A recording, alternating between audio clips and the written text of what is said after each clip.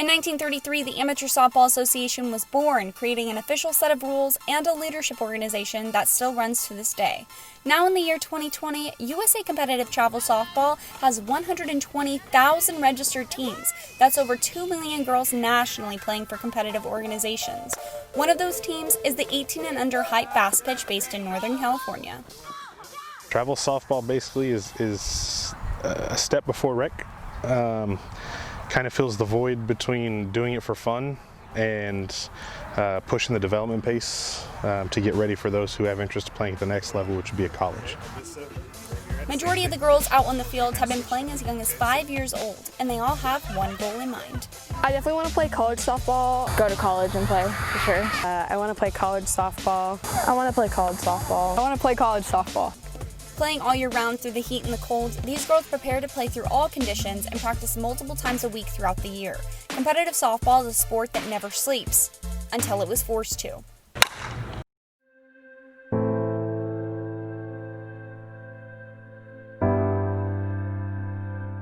Now to the coronavirus here in the U.S. and the dire new warning tonight as we now head into fall and winter. Dr. Anthony Fauci warning that the death toll could rise to between 300,000 and 400,000 Americans. New confirmed cases, and over the course of the last several weeks, a clear trend line up. The U.S. now has more reported cases of the coronavirus than any other country in the world. When COVID-19 hit, it closed down all the fields across California and the United States. Once restrictions in other states started to relax, teams had to choose whether to travel out of state for their tournaments or not have a season. It's definitely a little crazy because we had to stop practicing for a little bit and we weren't able to play.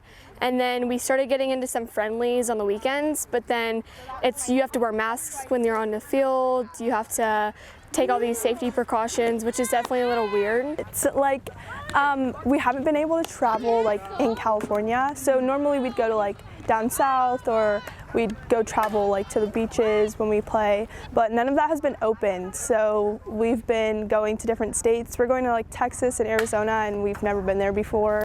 Traveling across the U.S. doesn't come cheap. For parents, they have to pay these bills in order to get their girls exposure in front of college coaches. This season's fees have raised $350 to $400. If she's getting to get out and play and get that exposure, get the showcases, and get in front of the college scouts, then I can live with that. And you think it's worth it? Yeah, I think it's worth it, and it may not be for everybody, but from the day she started playing softball, she wants to go to college and play, and so I don't mind playing a little bit more. My wife, on the other hand, I don't think she's thrilled about the price going up, but at this point, what are you going to do? Coach Mark Watson and his coaching staff have had to incorporate new traveling ways in order to keep the costs as low as possible. We're not asking parents to, buy extra plane tickets for them, put hotel rooms up. We're trying to help them cope with it by traveling college style, where we can put, our 4 girls into a room. That cuts the cost of a room into 4 per night. We're traveling in vans, 2 vans. 3 weeks ago, we're in Salt Lake City, Utah. We took 2 vans, 11 hours each way. The girls stayed 4 to a room, and we were basically in our own bubble to try and help that. Traveling out of state more frequently isn't the only thing changing. Luckily, hitting the books has become easier to manage. Stay-at-home orders shutting down school districts have moved the classrooms into hotel rooms. So with traveling, it's been really easy, especially now that it's all online. I don't have to worry about missing a class period when it's all online. I can just join my Zoom call, or I've done that a lot. I've joined from hotel rooms, and my teachers will be like, where are you? I'm like, I'm in a hotel, but I'm here. Each team has their own liaison. This is either a coach or a dedicated liaison who is in charge of going around at tournaments and keeps in contact with college coaches to get them interested in their players. Before everything came to a halt, liaisons could talk to multiple coaches a game. I'm the one that communicates with coaches, introduces them, looks for what their needs are, if there's anything specific, and when I communicate with our players, if I know a particular coach that they're interested in, then I can reintroduce them, share profile information, make sure that they're aware of where we're playing and what our schedule is like. We're just there to help the girls communicate with any coaches that are interested. This weekend, the Hype is traveling up to Medford, Oregon to play in a tournament and hopes to get the girls in front of college coaches, even though they won't be there in person. What is this tournament doing to help get colleges to see what the girls are doing?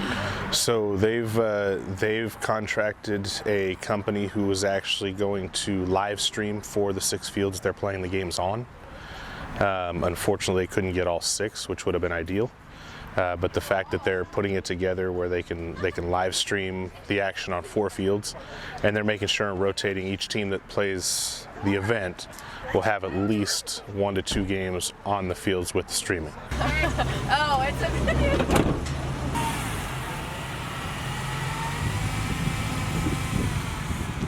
So the Hype just left. They're on their way up to Oregon right now, and as I was talking to them, I realized you'd never be able to see what they're going through. You know, they're under a lot of stress trying to find a college to go to, staying on top of their grades, and then trying to fight to play during a pandemic. It's a lot for someone to be under, and I think that you could really tell how much they rely on each other and confide in each other. And to them, this is so much more than just a game. It's a home and a family. As we go into the winter months, tournament directors are not having any luck with reopening California fields. Instead, they're hoping for an early 2021 schedule. Do you know when you guys will be having any tournaments in California again soon? I reach out on a weekly basis to the city agencies, asking them if they've heard anything from the state, from the government on what they will allow. They've told me so far that they doubt we're going to have any more the rest of this calendar year. I think it's because they're expecting another influx of more COVID cases coming. So I think they're just trying to be, really cautious on whether or not they're going to allow us to host the events or not.